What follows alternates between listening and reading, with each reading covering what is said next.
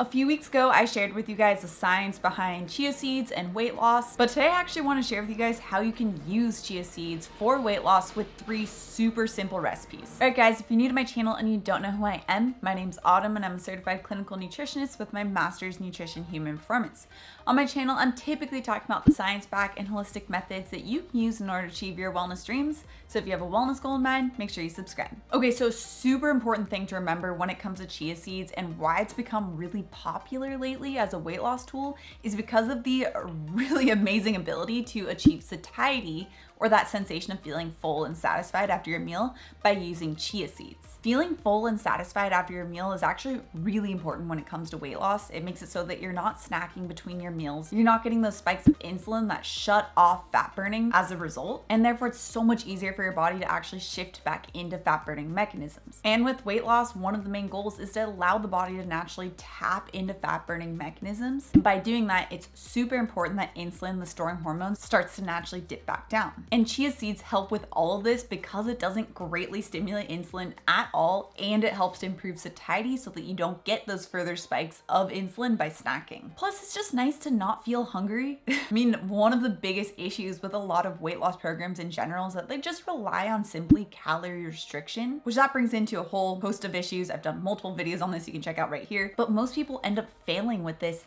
because it's impossible to always be in that state of semi-starvation and always feeling hungry. Eventually, your physiology is going to win out and you're going to eat again. So with chia seeds, it helps to make you feel satisfied, which means that you're also going to get more of that longevity with your weight loss or just wellness protocol. Okay, so let's dive into those 3 super simple recipes that you can start implementing in order to achieve your weight loss goal. Now, the first is one of the AM Peeps fan favorite. It's actually featured from my 21-day intermittent fasting program, and it's the coconut chia seed pudding. Now, I love this because it is so simple. It's also an amazing source of fiber. It's an amazing source of fat, and it's something that's going to help keep you satiated and help the body more easily shift back into fat burning mechanisms. And as you'll see, this is something that you can use on its own, or it's something that you can use as an ingredient for future recipes. Hint, hint, nudge, nudge. So here's how it works. Now, this recipe is going to make 4 servings, and you can keep these just directly in the fridge. I prefer to individually portion them out into single servings, but you can also just keep them in one bulk if you want to. So the chia pudding includes a 1/4 cup of chia seeds, 1 can of full fat milk, 1 cup of dairy-free milk, so I typically use my homemade coconut milk, a 1/4 cup of those unsweetened coconut shreds, so not the bigger flakes, those are great for toppings, but the shreds, because that's going to better emulsify in this recipe, a 1/2 teaspoon of vanilla extract, and a pinch of sea salt. So this recipe literally involves you just combining all ingredients in a bowl,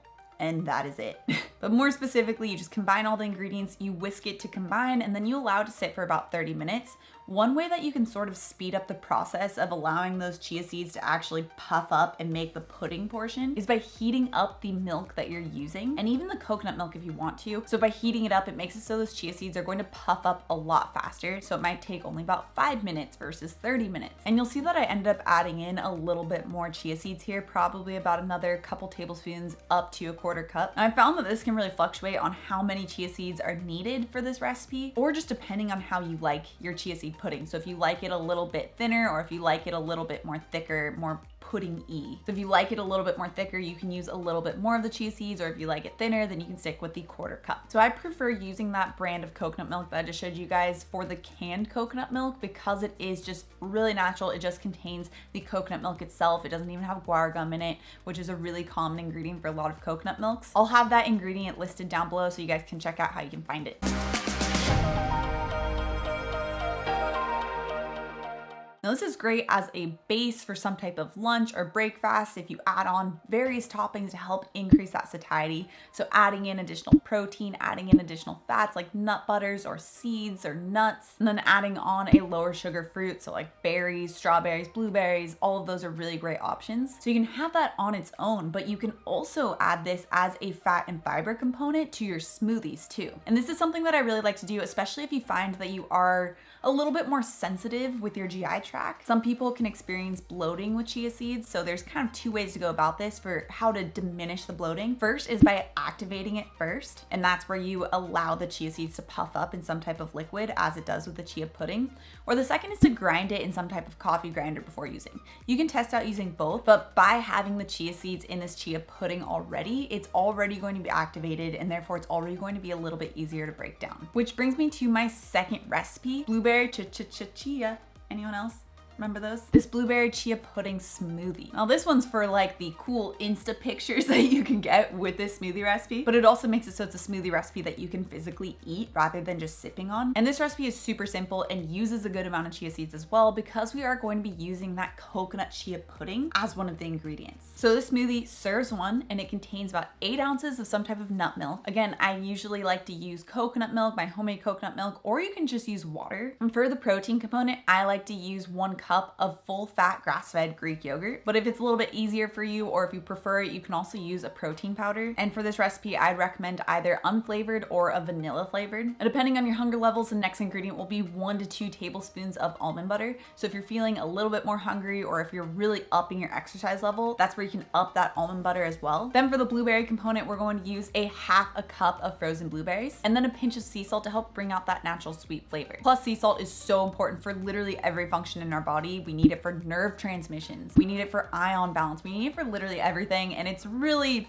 underrepresented, I feel like, in the nutrition world. Maybe one day I'll do a video just dedicated on sea salt. So we're going to blend up those ingredients, and as that is blending, we're then going to add that chia coconut pudding to the bottom of the glass that you're going to use for your smoothie. Once that blueberry smoothie is blended, you can just pour it on top and then eat it all with a spoon. If you don't feel like eating it with a spoon and you want to just take it on the go, you can always just take that 1 serving of the coconut chia pudding and blend it in with the smoothie itself. Okay, this third recipe is a really great base. It's something I've done a few spin-offs on my Autumn's Nerdy Kitchen cookbook, and this is the chia brekkie bowl. This recipe is also extremely simple. It's more of a meal type of protein versus the chia pudding option, mostly because we're significantly upping the protein with a Greek yogurt base. So this recipe is going to have everything we're always talking about on this channel to help boost satiety, help the body naturally tap into fat burning mechanisms. So it's going to have protein, fat, and fiber. Now this recipe is going to make 2 servings since it's more of a meal option. Now you're going to start off with that same 1/4 cup of chia seeds. You're going to add that into a bowl along with 1 cup of full fat grass-fed Greek yogurt and 1 cup of coconut milk or water. You can also use almond milk, hemp milk, cashew milk, whatever you really like. I just typically don't recommend oat milk. I also have a video that I dive more deeply into this right here. And same as the chia pudding, you're also going to let this sit for about 30 minutes so that it can puff up. And from here, you just add on your choice of low sugar or no sugar toppings. So typically some really great ones, again, will be any type of nuts or seeds. So cashews is one that I really love, or those bigger coconut flakes, especially if they're like a toasted coconut flake. Those are amazing. You guys also know I'm a really big fan of using cacao nibs. That's also going to really significantly boost that fiber content as well as the antioxidant content of your smoothie. Plus, if you just like that little bit of crunch, and if you're a chocolate fan, then cacao nibs are a really great option. I always get asked what type of cacao nibs to use. I'll link down the description below a really great brand that's generally available most places, at least in the US. But with chia seeds and with cacao nibs, those are both easy ones to order online if you don't have access to it with the store local to you, especially with things like Thrive Market or Amazon. It's really simple to get your hands on these more non-perishable items now. Now, if you're looking for one of my other favorite chia seed recipes that's also actually featured from my latest cookbook, you can check out this video next right here. Also, if you're new to my channel and you love this science-backed information, make sure you subscribe right here. Come out with new videos every Tuesday and Thursday. All right, guys, thanks so much for tuning in, and I'll see you in my next video.